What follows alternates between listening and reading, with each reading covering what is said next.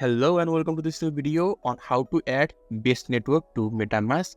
So if you are new here, subscribe and press the notification bell icon so you don't miss any upcoming further videos. Now let's get started. So firstly, you need to open your Metamask interface, and when you're inside the Metamask interface, you just have to look on the top left hand side of the screen. There will be core blockchain. So you just have to click on that, and this is the drop down menu.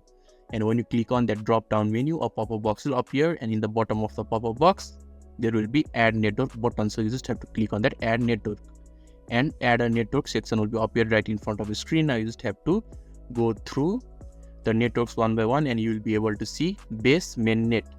So you just have to look on the right hand side of the base mainnet text and logo. There will be add button, so you just have to click on that add button, and a pop-up box will appear once more. Now you just have to click on that approve button, and another confirmation box will be shown to you. Now you just have to click on that switch to base mainnet, and you will be able to switch to base network. So this is how to easily add base network to Metamask. So if this video is helpful to you, don't forget to leave a like button. Thank you.